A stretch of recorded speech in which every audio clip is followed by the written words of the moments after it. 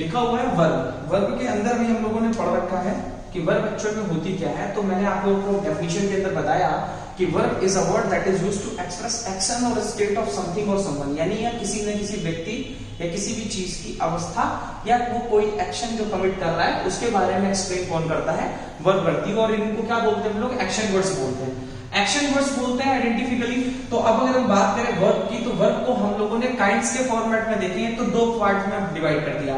एक जिसका नाम रख दिया हम लोगों ने फाइनाइट और जिसका नाम रख दिया नॉन फाइनाइट वर्ब्स। अब ये फाइनाइट और नॉन फाइनाइट है क्या, इनका कॉन्सेप्ट क्या है, तो इसको इजीएस्ट वे में समझने की कोशिश करें कि सिंपल सी बात ध्यान से देखें कि अगर कहीं पर भी कोई भी वर्ब लिखी हुई है और वो वर्ब अपने सब्जेक्ट पर डिपेंडेंट है, यानी कि अपने जो भी सब्जेक्ट उसके आगे लिखा हुआ है ये उसके अकॉर्डिंगली चेंज हो रही है, यानी इसके अंदर जितने भी चेंजेस हो रहे हैं वो अकॉर्डिंग टू सब्जेक्ट हो रहे हैं और नंबर ऑफ सब्जेक्ट्स हो रहे हैं, तो वो फाइनाइट वर्ब बोली जाती है, उसको हम फाइनाइट वर्ब बोलते हैं। जबकि नॉन फाइनाइट की बात करें तो नॉन फाइनाइट के अंदर यही कंडीशन चेंज हो जाती है। चेंज क्या हो जाती है, जब वर्ब अपने सब्जेक्ट पर डिपेंड नहीं करती है, यानी नंबर ऑफ सब्जेक्ट्स कुछ भी लिखा रहे वो जब आएगा तो उसके ऊपर कोई भी इंपैक्ट नहीं पड़ेगा। अब ध्यान से देखिए, यहाँ पर मैंने लिख भी दिया है line, verb refers to its subject and number of subjects. तो ध्यान से देखेंगे एग्जांपल से आपको इजीली समझ में आ जाएगा।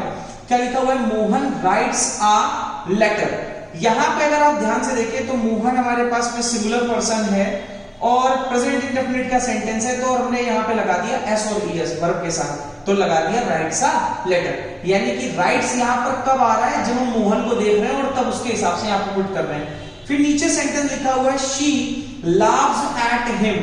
शी एक इंडिविजुअल है, एक लड़की की बात हो रही है या महिला की बात हो रही है, और यहां पर वर्ब हम लोगों ने सिंगुलर यूज करी है, लाव्स लगाया हुआ है। जबकि नीचे वाले सेंटेंस के अंदर ध्यान से देखें तो लिखा हुआ अ बॉय प्लेस क्रिकेट। एक लड़का क्रिकेट खेलता है, तो अगर यहाँ पे देखिए प्लेस लगा हुआ है तो प्लेस जस्ट बिकॉज लगा है एक बॉय के चक्कर में, क्योंकि एक बॉय एक अकेला लड़का है और यहाँ पर वर्ब हम लोगों ने लगा दिया उसके हिसाब से सिंगुलर, और वर्ब में लगा दिया एस और ईएस वर्ब को सिंगुलर बनाने के लिए प्रेजेंट की कंडीशन के साथ। लेकिन नीचे वाला सेंटेंस क्या कह रहा है, द बॉय प्ले क्रिकेट। अब यहाँ पे प्ले क्यों हो गया, क्योंकि यहाँ पे बॉयज हो गया, यानी लड़के अब ज्यादा हो गए हैं और ज्यादा होने की वजह से यहाँ पे वर्ब में चेंज किया गया, वर्ब को प्लूरल किया गया, यानी कि जब भी वर्ब में एस और यस नहीं लगता तो वर्ब प्लूरल में लिखी जाती है, तो यहाँ प्लूरल वर्ब आ रही है। तो अगर आप ध्यान से देखें इन चारों सेंटेंसेस में, तो वर्ब की डिपेंडेंसी है अपने सब्जेक्ट पे, और इन्हीं को हम लोग क्या बोलते हैं, फाइनाइट वर्ब्स। आ जाते हैं अगले एग्जांपल पे, यहाँ पे देखते हैं नॉन फाइनाइट्स में क्या होता है डिफरेंस।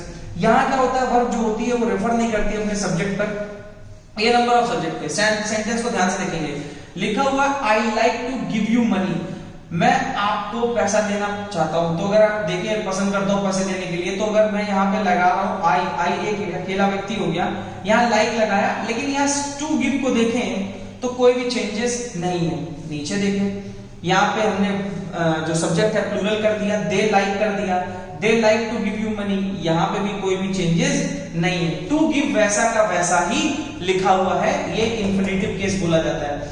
ही लाइक्स स्विमिंग, और नीचे लिखा हुआ है दे लाइक स्विमिंग, यानी इस वर्ब में तो चेंज हो रहा है, लेकिन इसके बाद में आने वाली जो ये वर्ब है, ये जिसको हम लोग जीरेंड कहते हैं, इसमें आप देखेंगे कोई भी चेंजेस नहीं हो रहे हैं, जस्ट बिकॉज ऑफ उसके ऊपर सब्जेक्ट का कोई भी इंपैक्ट नहीं पड़ रहा है। यानी यहाँ दे लगाओ या ही लगाओ, आप कुछ भी लगाओ, स्विमिंग स्विमिंग रहेगा, उसमें कोई भी चेंजेस नहीं होते। अब अगर हम ये फाइनाइट और नॉन फाइनाइट को फिर से ध्यान से देखें तो क्या मालूम चल गया कि जो वर्ब होती है वो अपने सब्जेक्ट पर रेफर नहीं करती है, अगर तो हम लोग उसको क्या बोल देंगे, अगर रेफर नहीं करती है तो वो नॉन फाइनाइट में आ जाएगी। लेकिन अगर वर्ब अपने सब्जेक्ट पर रेफर कर गई और अगर अपने सब्जेक्ट पर डिपेंडेंट है तो वो फाइनाइट वर्ब के अंदर आती है। Finite verb just divided in two sections, transitive verbs और इंट्रांजिटिव वर्ब्स, जिसको भी हम आगे एक्सप्लेन करेंगे। और अगर हम नॉन फाइनाइट की बात करें तो इसको इन्फिनिटिव, जीरेंड और पार्टिसिपल के अंदर डिवाइड किया गया है, यानी इनको हम 3 सेक्शंस के अंदर डिवाइड करके पढ़ते हैं। टॉपिक इंपॉर्टेंट है, इसको आगे भी एक्सप्लेन करके पढ़ेंगे।